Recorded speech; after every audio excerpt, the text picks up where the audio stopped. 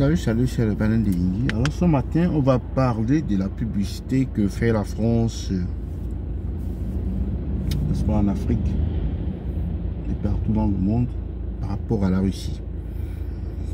Je pense que la France, au travers de son président, Emmanuel Macron, devrait désormais s'abstenir de parler de la Russie. Parce que chaque fois qu'il parle de la Russie, ils alimentent la publicité ou alors le sentiment anti-français chez les personnes qui les écoutent. Donc ça ne sert aucunement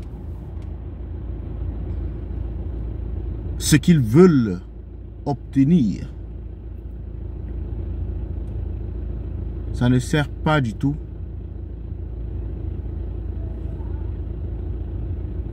à leurs intérêts égoïstes.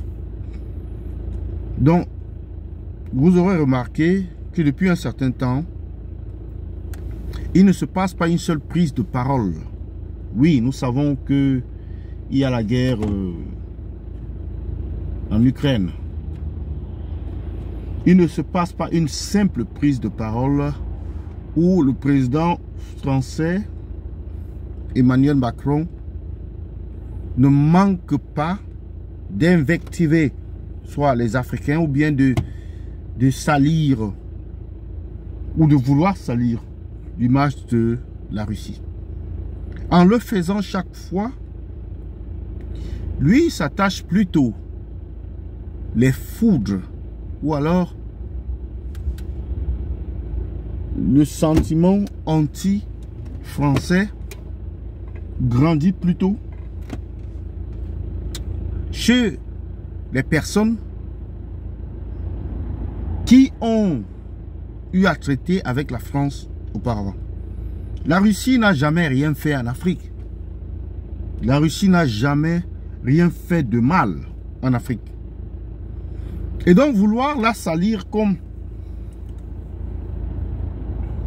le nouveau diable, comme le nouveau colonialiste, comme le nouveau impérialiste, ça ne va pas forcément marcher. Puisque les Africains ont vu pire. Ils ont vu pire en ce sens que ce que la France, la Grande-Bretagne et les États-Unis leur ont offert jusqu'à présent a été une calamité.